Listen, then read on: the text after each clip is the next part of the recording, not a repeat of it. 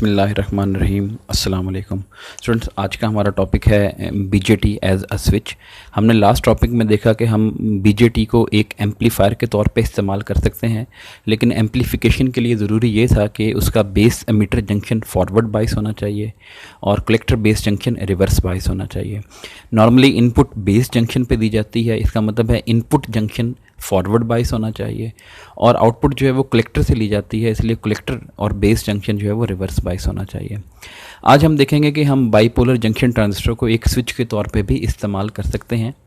Switch का मतलब वही है जैसे हम डायोड की बात करते रहे कि डायोड को या तो फॉरवर्ड बाइस में ऑपरेट किया जाता है या डायोड को रिवर्स बाइस में ऑपरेट किया जाता है।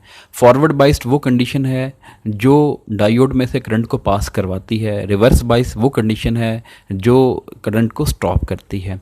इसका मतलब है डायोड स्विच ऑन भी हो सकता है और स्विच ऑफ भी हो सकता है। सिमिलरली यहाँ पर ट्रांजिस्टर को भी हम एक स्विच के तौर पे इस्तेमाल करेंगे, यानी एक ऑफ स्विच या एक ऑन स्विच के तौर पे। तो हमने कल डिस्कशन की कट ऑफ और सैचुरेशन की। तो कट ऑफ जो सिचुएशन है उसको ऑफ स्विच कहा जाता है। यानी अगर आप इस सर्किट की बात करें, इस सर्किट में इनपुट पे यानी बेस टर्मिनल के ऊपर आप जो पोटेंशियल अप्लाई करें वो 0.7 वोल्ट से अगर लेस अप्लाई करेंगे। अब 0.7 वोल्ट से लेस अप्लाई करने से नुकसान ये होगा कि जो बेस एमीटर जंक्शन है उसको फॉरवर्ड बाइस होने के लिए 0.7 वोल्ट की ज़रूरत है। अब अगर आप 0.7 वोल्ट प्रोवाइड नहीं कर रहे तो वो base emitter junction reverse bias हो जाएगा, और अगर रिवर्स बाइस होगा तो उसमें से गुजरने वाला करंट ज़ीरो होगा। इट मीन्स बेस में ज़ीरो करंट जो है वो दाखिल होगा। कलेक्टर बेस जंक्शन आप देख रहे हैं, ये पीएन जंक्शन जो कलेक्टर और बेस के दरमियान है ये रिवर्स बाइस है। आपने बैटरी का पॉजिटिव टर्मिनल एन टर्मिनल से जोड़ दिया है, इसका मतलब है कलेक्टर में से भी गुजरने वाला करंट ज़ीरो हो जाएगा। तो इसका मतलब है कि ट्रांजिस्टर ऑफ स्विच के तौर पे उसी वक्त ऑपरेट करेगा जब दोनों जंक्शन रिवर्स बाइस हो जाएंगे, बेस एमीटर जंक्शन और कलेक्टर बेस जंक्शन। तो IB ज़ीरो, IC ज़ीरो। अब आप देखेंगे ये जो VCC है उसके सामने दो हिस्सेदार हैं, यानी कुछ वोल्टेज रजिस्टर ने ड्रॉप करना है RC ने, और बाकी वोल्टेज जो है वो कलेक्टर और एमीटर के दरमियान जो है वो अपीयर होना है। अब अगर आप देखें IC ज़ीरो हो चुका है, तो IC ज़ीरो होने का मतलब है कि इस RC के क्रॉस कोई पोटेंशियल ड्रॉप नहीं होगा। तो सारा का सारा पोटेंशियल कहाँ पर आएगा, वो आएगा कलेक्टर और एमीटर के दरमियान। तो इस वक्त कलेक्टर और एमीटर के दरमियान जो वोल्टेज होगा वो VCC के बराबर होगा, क्योंकि अब कलेक्टर और एमीटर बिल्कुल ऐसे ही बिहेव कर रहे हैं जैसे कि एक ओपन स्विच होता है। यानी ये स्विच ऑफ हो चुका है, ओपन हो चुका है, कोई करंट पॉजिटिव यानी हाई पोटेंशियल से ग्राउंड यानी लो पोटेंशियल की जानिब मूव नहीं कर सकता। तो इसका मतलब है जब भी बीजेटी कट ऑफ में होगा तो वो इस वक्त एक ओपन सर्किट यानी एक ऑफ स्विच के तौर पे बिहेव करेगा। सेकंड सिचुएशन ये है कि आप ट्रांजिस्टर को एक ऑन स्विच के तौर पे ऑपरेट करना चाहते हैं। इस केस में आपको जो इनपुट वोल्टेज है यानी ये जो बेस टर्मिनल पे वोल्टेज अप्लाई करना है वो बेस एमीटर वोल्टेज से बहुत ज़्यादा अप्लाई करना है, यानी 0.7 वोल्ट के मुकाबले में कई गुना ज़्यादा अप्लाई करें। उस वक्त बेस में इतना ज़्यादा करंट आप इंजेक्ट कर देंगे कि ट्रांजिस्टर में जो करंट है कलेक्टर रीजन में वो बहुत ज़्यादा हो जाएगा और ट्रांजिस्टर का स्ट्रक्चर सैचुरेट कर जाएगा। उससे ज़्यादा चार्ज कैरियर मोटिवेट नहीं हो सकते, इसलिए मैक्सिमम करंट जो होगा वो होगा IC सैचुरेशन, और वो किसके बराबर होगा, VCC minus VCE saturation over RC। यानी आप इस RC के ऊपर देखें कितना वोल्टेज है, वो है VCC। RC के नीचे कलेक्टर एमीटर जो वोल्टेज है वो सैचुरेट हो चुका है, और आइडियल केस में VCE सैचुरेशन की वैल्यू ज़ीरो के बराबर होती है, लेकिन प्रैक्टिकली इसकी वैल्यू 0.1 से 0.3 तक मूव रेंज में रहती है डिवाइडेड बाय RC।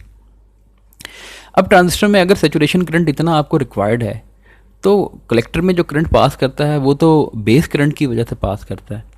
आप कलेक्टर करंट को बेस करंट में कन्वर्ट करना चाहते हैं तो बीटा से डिवाइड करें। ये जो करंट की मिनिमम वैल्यू है, जब इतना मिनिमम करंट आप बेस में इंजेक्ट कर देंगे तो ट्रांजिस्टर ऑटोमेटिकली कहाँ पर चला जाएगा, सैचुरेशन में। अब ट्रांजिस्टर की बेस में आपने जो करंट दाखिल करना IB वो किसके बराबर होगा, यानी यहाँ पर बेस में जो करंट दाखिल करना है वो RB में से गुजरेगा। तो इस RB के लेफ्ट साइड पे जो इनपुट वोल्टेज है Vin, जिसको मैंने VBB कह दिया, राइट साइड पे है बेस एमीटर जंक्शन जिसके पोटेंशियल को आप VBE कह दें। तो पोटेंशियल डिफरेंस लेके RB से डिवाइड करें। अगर आपका करंट इस मिनिमम करंट से ज़्यादा हुआ तो ट्रांजिस्टर सैचुरेशन रीजन में जा चुका है, और सैचुरेशन में कलेक्टर और एमीटर के दरमियान पोटेंशियल ड्रॉप नेग्लिजिबल होता है, तो बिल्कुल ऐसे ही बिहेव करता है जैसे कलेक्टर और एमीटर आपस में शॉर्ट सर्किट हो गए हैं। अब सारा का सारा करंट बैटरी से ग्राउंड की जानिब जाएगा और वो इस रजिस्टर के अक्रॉस मैक्सिमम पोटेंशियल डिफरेंस जो है वो डेवलप करवाएगा। तो इसका मतलब ये हुआ कि इस सिचुएशन में रजिस्टर के अक्रॉस कोई वोल्टेज ड्रॉप नहीं हो रहा था, सारा वोल्टेज कौन ड्रॉप कर रहा था? कलेक्टर और एमीटर। इस सिचुएशन में सारा वोल्टेज कौन ड्रॉप कर रहा है? आरसी ड्रॉप कर रहा है। कलेक्टर और एमीटर के दरमियान कोई पोटेंशियल डिफरेंस नहीं है। सैचुरेशन का मतलब है ये दोनों तकरीबन सेम पोटेंशियल के ऊपर आ चुके हैं। अब एक बीजेटी सर्किट का एनालिसिस करना है। एनालिसिस के लिए आप देख चुके हैं, अब हमने 3 रीजन स्टडी कर लिए कि बीजेटी या तो दोनों जंक्शन फॉरवर्ड बाइस हो जाएं तो सैचुरेशन रीजन में, दोनों जंक्शन रिवर्स बाइस हो जाएं तो कट ऑफ रीजन में, एक जंक्शन फॉरवर्ड हो और एक रिवर्स हो तो उस वक्त एक्टिव रीजन में। तो जब आपको कोई भी बीजेटी सर्किट दे दिया जाए तो आपने उसको कट ऑफ में जो है वो कंसिडर करना है, सैचुरेशन में कंसिडर करना है या एक्टिव में कंसिडर करना है। उसके लिए हिरार्की जो है वो मैं आपके सामने लेकर आता हूँ। अब इसमें देखें, सबसे पहला काम ये होता है कि आप चेक करें कि क्या ट्रांजिस्टर कट ऑफ में है या नहीं है। कट ऑफ में आपने चेक कैसे करना है कि कट ऑफ की सिचुएशन ये है कि बेस पे जो वोल्टेज है 0.7 वोल्ट से कम होना चाहिए। अब इस सर्किट में देखें, बेस पे आपने जो बैटरी लगाई है वो तो 5 वोल्ट की लगाई है। इसका मतलब है आपने तो 5 वोल्ट 0.7 वोल्ट से ज़्यादा की बैटरी लगाई है। तो पहला स्टेप ये है कि आप देखें क्या बेस वोल्टेज 0.7 वोल्ट से ज़्यादा है या नहीं है। अगर तो ये 0.7 वोल्ट से ज़्यादा हो, जो कि है इस केस में, इसका मतलब है BJT is not in cut off. तो कट ऑफ वाली पॉसिबिलिटी तो वैसे ही ख़त्म हो गई। दूसरी केस, आईसी सैचुरेशन कैलकुलेट करें। आईसी सैचुरेशन का फॉर्मूला है VCC minus VCE saturation divided bye RC.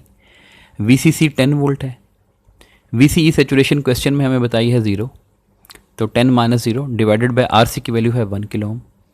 तो ये आपके पास आ जाएगा 10 डिवाइडेड बाय 1 10 और किलो ऊपर जाके मिली बन जाएगा। तो इसका मतलब है सैचुरेशन करंट जो कलेक्टर में है उसकी मैक्सिमम वैल्यू है 10 मिली एम्पेयर। तो इसका मतलब है जैसे ही कलेक्टर का करंट 10 मिली एम्पेयर पे रीच करेगा, ट्रांजिस्टर सैचुरेट कर देगा, मज़ीद इससे ज़्यादा करंट उसमें नहीं आ सकता। अब ट्रांजिस्टर को सैचुरेट करने के लिए बेस पे कितना मिनिमम करंट रिक्वायर्ड है, वो है IC saturation divided by beta DC. IC saturation है 10 मिली एम्पेयर, बीटा डीसी की वैल्यू क्वेश्चन में 100 थी। 10 divided by 100 that is 0.1 milliampere. इसका मतलब है अगर बेस में 0.1 मिली एम्पेयर करंट आप किसी तरह से इंजेक्ट कर दें तो उस वक्त ये ट्रांजिस्टर जो है वो सैचुरेशन रीजन में चला जाएगा। अब हम बेस पे एक्चुअल करंट कैलकुलेट करते हैं। एक्चुअल करंट है VBB minus VBE over RB। VBB 5 volt, VBE 0.7 volt होगा जब फॉरवर्ड बाइस होगा। RB की वैल्यू है 10 किलो ओम। अब यहाँ पर 10 लगा दें, 5 में से 0.7 सब्ट्रैक्ट करें 4.3 डिवाइडेड बाय 10, ये है 0.43 और किलो ऊपर जाके मिली एम्पेयर हो जाएगा। तो इसका मतलब है बेस में इस वक्त जो करंट है वो है 0.43 मिली एम्पेयर और हमें मिनिमम कितना करंट रिक्वायर्ड था, वो चाहिए था 0.1 मिली एम्पेयर। इसका मतलब है हमारा जो बेस करंट है वो रिक्वायर्ड मिनिमम बेस करंट से ज़्यादा है। इसका मतलब है बीजेटी सैचुरेशन रीजन में चला गया है। इसका मतलब है IB की वैल्यू है 0.43, IC की वैल्यू है 10 मिली एम्पेयर क्योंकि सैचुरेशन में है। VC सैचुरेशन क्वेश्चन में बता दिया गया था। कलेक्टर के क्रॉस ड्रॉप होने वाला, कलेक्टर रेजिस्टेंस के क्रॉस ड्रॉप होने वाला voltage IC multiplied by RC, ये 10 वोल्ट है। बेस के क्रॉस वोल्टेज ड्रॉप है VBB माइनस VBE 4.3 वोल्ट और VCB किसके बराबर होता है, VCE माइनस VBE जो है माइनस 0.7 वोल्ट। तो अपना ख्याल रखिएगा। अल्लाह हाफिज़।